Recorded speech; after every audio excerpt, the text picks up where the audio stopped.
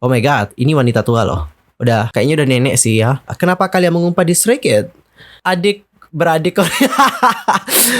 Hey yo, what's up guys? Yo, what's up? I'm Sulkim, welcome back to my YouTube channel. Nah, gimana sih kabarnya hari ini? Apakah kalian dalam kondisi yang baik saja?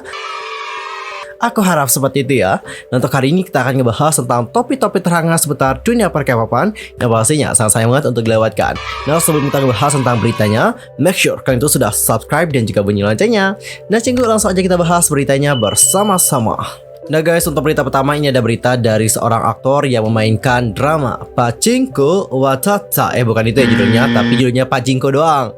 Nah, jadi untuk aktor tersebut namanya adalah Jin Ha. Jadi Jin Ha ini terlibat dalam kontroversi setelah netizen menemukan bahwa dia itu mengambil foto wanita tua tanpa izin mereka. Dan gak hanya itu saja, dia juga telah membuat komentar yang provokatif. Aktor Korea Amerika Jin Ha yang muncul dalam drama Apple TV Plus Pachinko yang dibintangi oleh Yoon Yuh Chung dan juga Lee Min Ho telah terlibat dalam kontroversi dikarenakan terungkap bahwa dia sebelumnya telah mengambil foto wanita tua tanpa izin mereka terlebih dahulu. Dan selain itu, dia juga telah membuat komentar yang provokatif tentang mereka. Dari Juli 2010 hingga September 2011, Jin Ha memposting sekitar 100 foto wanita tua yang diambil di kereta bawah tanah dan juga bus Korea di blognya. Dan foto-foto ini menjadi kontroversial dikarenakan menyebar melalui komunitas online Korea. Jin Ha juga memperkenalkan foto-foto ini sebagai Flowers in Bloom, rangkaian foto yang dibuat untuk menunjukkan tren fashion glamour Korea, dan juga memposting foto-foto wanita tua Korea tanpa menutupi wajah mereka. Foto-foto itu juga tampaknya diambil tanpa persetujuan dari yang bersangkutan. Secara khusus, komentar pelecehan seksual yang diposting bersama dengan foto itu juga menjadi problem. Dalam foto seorang wanita tua yang berbaring miring di kursi, Jin Ha menuliskan, "Bekerja dengan model provokatif seperti itu, saya merasa sulit untuk mengendalikan diri dari nafsu saya." Oh my god, ini wanita tua loh. Kayaknya udah nenek sih ya. Dan cinggu, dalam foto lain dia juga menuliskan captionnya kayak gini. "Sekarang kami punya alasan untuk menatap langsung ke kanannya." What the? Seriously? Jujur ya, aku juga kaget loh lihat hal ini. Dan setelah itu nih cinggu, ia juga tidak segan-segan melontarkan kata-kata kasar dan juga melecehkan secara seksual di keterangan foto-foto tersebut. Dia juga mengatakan, "Adik perempuan Kim Jong Il," dan juga "sepertinya bebek." I don't know sih dengan maksud kata-kata ini. Ada yang tahu? Langsung aja bagi-bagi sama kita di kolom komentar. Dan juga pada akhirnya untuk aktor ini juga sudah minta maaf sih, udah apologize. Dan berikut adalah permintaan maaf dari Jin Ha. "Hello, thank you for this opportunity to address a feeling in my past that was long overdue." Kalian semua juga sepenuhnya benar ya. My Korean Flowers in Bloom Tumblr account from 2011 should not have been made at all. Intinya dia mengatakan bahwa untuk Tumblr accountnya yang dibuat tahun 2011 yang lalu itu tidak seharusnya dibuat. It was a breach of privacy for the elder woman picture, and many of my captions were inappropriate. I deeply regret my action and I apologize for them. Intinya dia itu minta maaf terhadap foto-foto wanita tua yang telah diambil. Minta maaf kepada mereka semua. Dia juga mengatakan bahwa dia itu salah telah mengambil foto tersebut 11 tahun lalu, dan dia juga sangat salah untuk mempostingnya secara online. Dia juga meminta maaf lagi dengan tulus terhadap wanita-wanita yang ada di foto tersebut. Dia juga minta maaf terhadap para viewersnya yang juga mungkin merasa agak tersinggung dengan foto-foto yang telah dia unggah di Tumblr tersebut. Nah cinggu, dengan adanya permasalahan ini, apakah ini juga akan berdampak terhadap Jin Ha dan juga dramanya yang Pachinko? Nah guys, seperti yang kalian tahu bahwa di Korea itu ada yang namanya cancel culture. Di saat ada yang terkena problem, biasanya itu juga akan berdampak terhadap apa yang telah mereka lakukan. Ada satu contoh di drama Nevertheless, itu kan ada salah satu pemainnya yang terjebak dalam kontroversi, dan pada akhirnya bagian-bagian dari dia itu banyak dipotong loh. Padahal bagian-bagian dia juga banyak loh yang penting gitu, tapi di-cut dikarenakan juga takut berimbas pada dramanya. Nah untuk Jin Ha ini, aku sih belum nonton ya Pachinko, jadi nggak tahu sih Jin Ha ini kayak gimana gitu. Apakah dia emang punya peran yang besar dalam drama tersebut? Kalau mungkin perannya memang tidak terlalu mendukung banget seperti itu, biasanya sih tidak terlalu berdampak banyak ya. Tapi kalau emang dia itu punya pengaruh besar terhadap drama itu, tentu ini juga akan berpengaruh terhadap keseluruhan cerita dari drama tersebut. Tapi ini kan tayangnya di Apple TV ya, nggak tayang di stasiun televisi Koreanya. Jadi kemungkinan nggak akan di-cut juga sih. Ya nggak? Seandainya aku salah, nanti koreksi di kolom komentar. Tapi kayaknya aku salah deh. Soalnya aku juga belum nonton Pachinko sih, jadi nggak tahu banget. Dan kita akan masuk ke topik yang kedua. Kita akan ngebahas tentang kontroversi di balik perbedaan skor antara G-Idol dan juga Stray Kids yang beda tipis. Di sini banyak netizen yang mempertanyakan kepada Music Bank, ini gimana sih penilaiannya, benar atau enggak sih? Nah guys, seperti kalian tahu bahwa melalui penayangan Music Bank pekan ini, Stray Kids yang baru saja comeback dengan Maniac berhasil meraih trofi kemenangan pertama. Namun hal ini ternyata menimbulkan kegaduhan di dunia maya dikarenakan kritikan yang dilayangkan oleh netizen. Pada hari Jumat lalu, 25 Maret 2022, program musik KBS Music Bank telah mengumumkan bahwa Stray Kids itu menjadi pemenang untuk penayangan mereka pekan ini. Stray Kids juga berhasil mencetak skor tertinggi dengan skor 10.596 poin dan juga mengalahkan Tomboy milik G-Idol. Namun Cinggu, skor yang ditampilkan menuai kritikan dari netizen, khususnya adalah skor siaran yang hanya memiliki perbedaan kecil. G-Idol yang hadir dalam program tersebut mendapatkan 4.768 poin. Sedangkan untuk Stray Kids yang tak dapat hadir dikarenakan para membernya terjangkit COVID-19 mendapatkan 4.755 poin. Ada selisih 13 poin dari G-Idol. Nah, melalui forum komunitas Teku, netizen juga sudah memperbincangkan hal tersebut dan juga berikut adalah komentar-komentar dari mereka. Let's check one by one. Apa sih standar untuk memberikan mereka skor siaran yang serupa? Aku penasaran loh. Orang-orang selalu mengatakan bahwa Music Bank itu mudah bagi idol pria. Dan ya, kalian juga mengetahuinya hanya dengan melihat skor siarannya. Bagaimana mereka bisa memberikan poin yang sama? Saya ingin tahu standar di balik skor siaran. Yang satu berpromosi, sedangkan yang satunya tidak berpromosi. What? 90 untuk skor digital? Benar-benar tidak ada yang mendengarkan lagu mereka. Wow, yang di sebelah kanan tidak terlihat di tangga lagu dan juga masih menang nomor 1. Namun ini Cinggu, tidak selamanya netizen-netizen di Korea Selatan juga kayak hanya berpihak sama satu saja, tapi ada juga yang memiliki pemikiran berbeda. Dan berikut adalah komentar-komentar mereka. Girl grupnya memiliki musik digital yang bagus dan juga boy grupnya menjual album yang bagus. Stray Kids mendapatkan nomor 1 dikarenakan mereka menjual banyak album. Kenapa sih kamu marah? Bener sih, penjualan album Stray Kids kan banyak banget ya. Itu kalau nggak salah udah 1 million seller loh. Ya nggak? 1 million kan? Setiap acara musik itu memiliki standar yang berbeda. Kenapa kalian mengumpat di Stray Kids? Mereka menjual lebih dari 850.000 album. Apa masalahnya? Selamat untuk Stray Kids. Oh, 850.000 ya, bukan 1 juta. But anyway, penjualan album mereka udah tinggi loh, 850.000 loh, bentar lagi 1 million kan. Jadi mungkin ini juga menjadi salah satu penyebab kenapa Stray Kids memenangkan program di penghargaan musik. Tapi seperti yang aku lihat juga, kebanyakan netizen di sini mempertanyakan tentang bagaimana skor siarannya. Itu sih gimana gitu.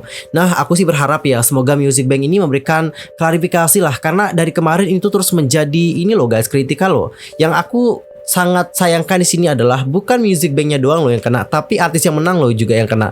Karena ini itu bukan the first time ada kegaduhan di internet dikarenakan skor yang ada di Music Bank. Ini tuh udah terjadi beberapa kali dan bukan Stray Kids saja yang dikritik ya, tapi ada juga artis yang lain yang sempat dikritik juga. Dan juga menurut aku sudah waktunya ya buat Music Bank, ayo dong Music Bank keluar ya, dan juga mengatasi permasalahan ini. Karena sayang banget loh guys, ini yang jadi korban grupnya loh. Padahal yang memberikan penilaian tersebut kan bukan grupnya ya, yang membuat penilaian tersebut adalah pihak Music Bank-nya gitu loh. Dan kita akan masuk ke topik yang ketiga. Kita akan membahas tentang Dispatch yang diminta untuk respect terhadap Jonghyun. Kenapa dapat seperti itu? Nah guys, kalian tuh pasti tahu bahwa Dispatch itu akan menggelar pesta yang namanya adalah The Festa. Dan pada tanggal 23 Maret 2022, Dispatch juga sudah merilis teaser untuk The Pesta yang akan tayang pada tanggal 8 April tahun 2022.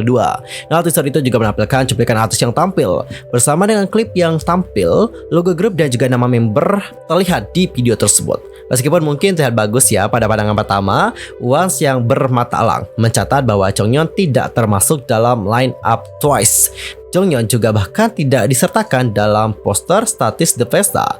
Kedelapan member Twice lainnya juga sebenarnya terlihat di poster, namun hanya saja Jonghyun tidak terlihat. Jonghyun juga dikabarkan tidak akan berpartisipasi dalam The Festa. Dia saat ini dalam pemulihan dari kecemasan dan juga gangguan panik. Sementara dia telah bergabung dengan beberapa aktivitas Twice, seperti tur dunia mereka di Amerika Utara, dan juga masih ada beberapa aktivitas yang dia pilih untuk ditinggalkan.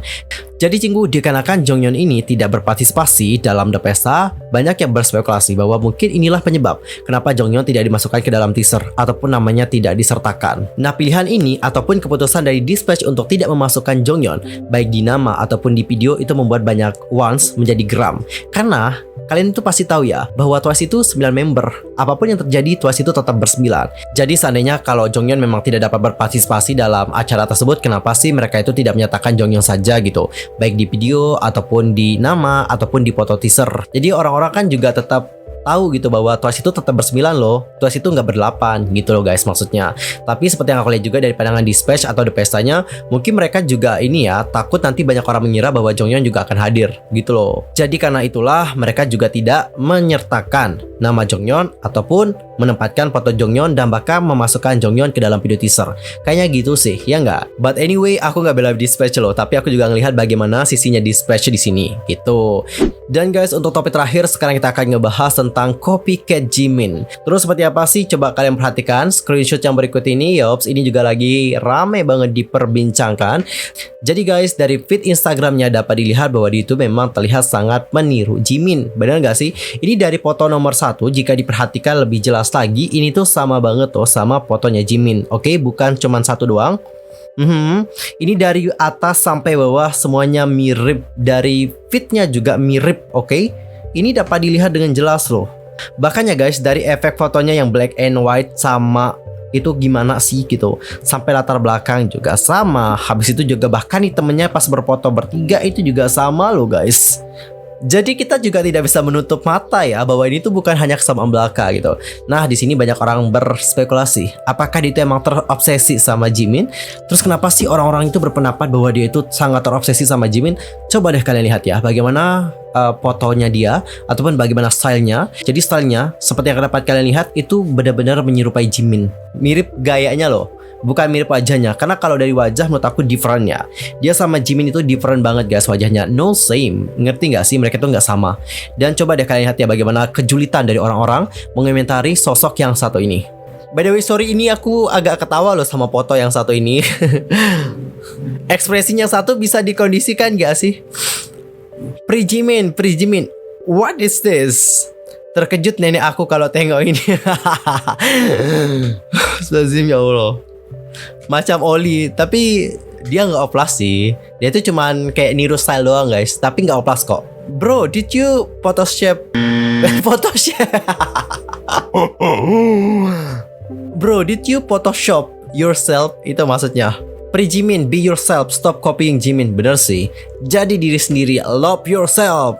Ini kalau penggemar BTS itu pasti udah tahu dong ya dengan love yourself. Harus love yourself dong ya, jadi diri sendiri.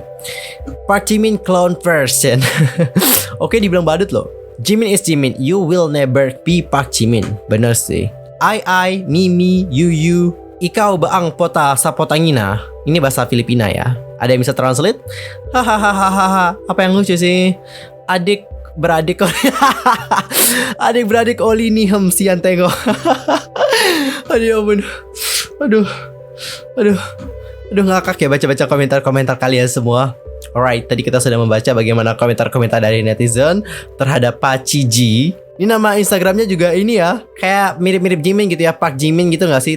Dan menurut aku untuk yang satu ini agak sangat disayangkan ya. Kayak gini guys, maksudnya adalah kalau kalian tuh mungkin mau cosplay gitu ya kan, gak apa-apa sih kalau cosplay gitu kan sekali 2 kali gitu. Tapi ini nggak sekali aja gitu, kayak hampir di beberapanya terlihat mirip gitu dan Jimin, dan ini juga ngebuat fans merasa risih gitu loh. Karena ini tuh bukan the first time loh terjadi sama Jimin.